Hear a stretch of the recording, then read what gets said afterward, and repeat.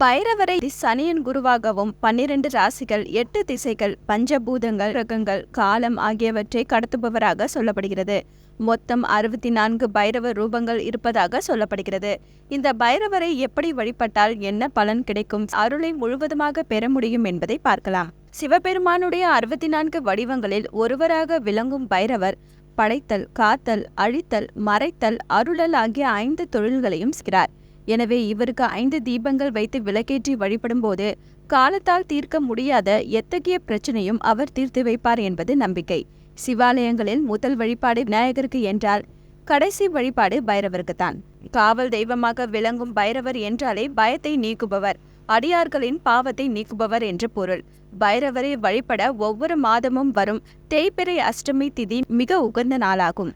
ஞாயிறு முதல் சனி வரையிலான வாரத்தின் அனைத்து நாட்களும் பைரவரை வழிபட உகந்த நாட்களாகும். இருந்தாலும் தேய்பிறை மற்றும் வளர்ப்பிறை நாட்களில் வரும் அஷ்டமி திதி பைரவரை வணங்குவதற்கு மிக விசேஷமான நாட்களாக சொல்லப்படுகிறது. இவரை விசேஷ பூஜைகள் ஏதும் செய்யாமல் மனதார அழைத்தாலே உடனடியாக ஓடி வந்து பக்தர்களை காக்கக்கூடியவர். நவகிரக தோஷங்கள் நீங்க பைரவருக்கு செவ்வரளி பூவால் 9 வாரங்கள் சகஸ்ரநாம அர்ச்சனை செய்ய வேண்டும். வறுமை நீங்க தேய்பிறை அஷ்டமிகளில் வாசனை மலர்களால் அஷ்டோத்திரம் சகஸ்ரநாமம் அர்ச்சனை செய்து 11 பைரவ தீபங்கள் ஏற்ற வேண்டும். இழந்த செல்வத்தை திரும்ப பெற 11 அஷ்டமிகள் பைரவ தீபங்கள் ஏற்ற வேண்டும். பைரவ தீபம் என்பது மிளகை சிறு மூட்டையாக கட்டி நெய் அல்லது நல்லெண்ணெய் இட்டு தீபம் ஏற்றுவதாகும். சனி தோஷம் நீங்க பைரவருக்கு 9 சனிக்கிழமைகள் சிவப்பு நிற பூக்களால் அர்ச்சனை செய்து 4 பைரவ தீபங்கள் ஏற்ற வேண்டும். திருமண தடை நீங்க ஞாயிற்றுக்கிழமை ராகு காலத்தில் திருநீறு அபிஷேகம் செய்து மிளகு வடைமாலை சாற்றி அர்ச்சனை செய்ய வேண்டும். வீட்டில் செல்வம் செழிக்க தேய்பிறை அஷ்டமிகளில் பைரவருக்கு சொர்ண புஷ்பம் அல்லது 108 காசுகளால் அர்ச்சிக்க வேண்டும். அந்த காசுகளை வீட்டில் பணப்பெட்டியில் வைக்க செல்வம் செழிக்கும். கால பைரவர் பஞ்ச பூதங்களையும் அடக்கி ஆள்வதால் இவருக்கு கோவிலில் பஞ்சதீப எண்ணெய் ஊற்றி பஞ்ச விளக்குகளை ஏற்ற வேண்டும். அதாவது 5 அகல் விளக்குகளை எடுத்துக்கொள்ளுங்கள். அதில் ஒவ்வொரு விளக்கிலும் ஒவ்வொரு வகையான எண்ணெய் ஊற்றி தனித்தனியே தீபத்தை ஏற்ற வேண்டும். நெய், நல்லெண்ணெய், விளக்கெண்ணெய், தேங்காய் எண்ணெய், இலுப்பை எண்ணெய் ஆகிய 5 எண்ணெய்கள் தான் பஞ்சதீப எண்ணெய்கள் என்று குறிப்பிடப்படுகிறது.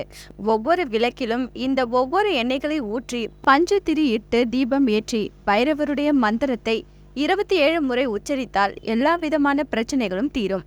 இந்த நாளில் பைரவாஷ்டகம் வாசிப்பது உள்ளத்திலும் எண்ணத்திலும் நல்ல விஷயங்களை விதைக்கும். மேலும் நேர்மறை எண்ணங்கள் பெருகி குடும்பத்தில் இருக்கும் துஷ்ட சக்திகள் அனைத்தையும் நீங்க செய்து எல்லா வளங்களையும் நலன்களையும் பெற்று சுபிட்சம் அடைய செய்யும்.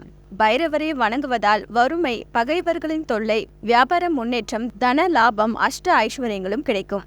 பைரவருக்கு மிளகு கலந்த அன்னம் மற்றும் வடை நைவேத்தியமாக படைக்கலாம். அனுமனுக்கு வடைமாலை சாற்றுவது போல் பைரவருக்கும் வடைமாலை சாற்றி வழிபடுவது கூடுதல் பலன்களை தரும். நினைத்த காரியங்கள் ஈடேறும், பணம் சார்ந்த பிரச்சனைகள் தீரும், குடும்பத்தில் ஒற்றுமை பலப்படும், சகல ஐஸ்வர்யங்களும் கிடைக்கும். என்ன வியூவர்ஸ், இது போல பல இன்ட்ரெஸ்டிங்கான நியூஸை தெரிஞ்சுக்கணுமா? அலோ சிட்டி டிவியை லைக் பண்ணுங்க, ஷேர் பண்ணுங்க, மறக்காம சப்ஸ்கிரைப் பண்ணுங்க.